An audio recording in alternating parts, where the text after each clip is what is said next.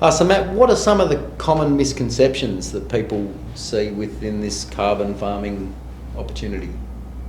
Well, Rod, like any new developing technology, initiative or opportunity, there's a lot of misconception. And unfortunately, a lot of the misconception comes from people that actually haven't studied it and don't understand it. So I think it's pretty important. We'll spend a little bit of time on some of this.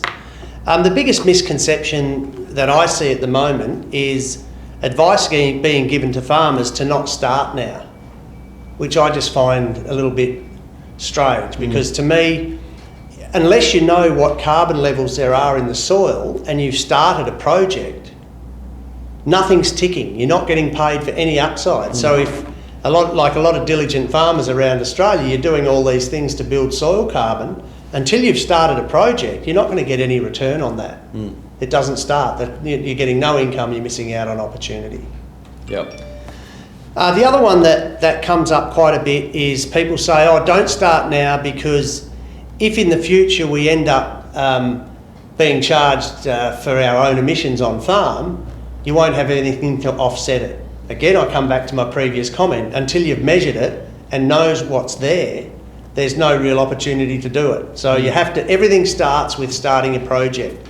Then if you want to become carbon neutral and you've done all the emissions work and you know what is involved on your farm, you know how many credits that come in and you can retire those credits to make yourself carbon neutral rather than go and buy credits to offset it. Another one, Rod, is of course we get, and it was obviously a lot hotter as we led up to the election, what about a change of government? What happens if they stop doing it? And I think it's really important to understand that this new opportunity of carbon farming is actually a circular economy that's outside the government. So in effect, the government is the auditor and the watchdog. So it's actually a live market that works around the world. And if government changes, they've even come out and said that if anything changes, it won't be retrospective. So let's say worst case scenario, the process gets repealed, then all those that are already established are in the process, are all audited and can still continue to trade carbon going forward.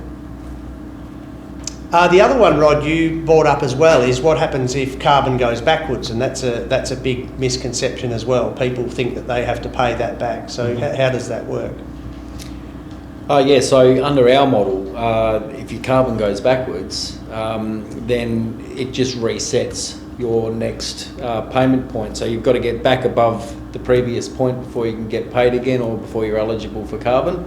But if you go backwards, you're not liable for any repayments. Yeah, so you don't have to go and pay the money back if it goes backwards after you've got to a level. It just means you don't get a return again until you go over your highest point that was registered last time. Correct.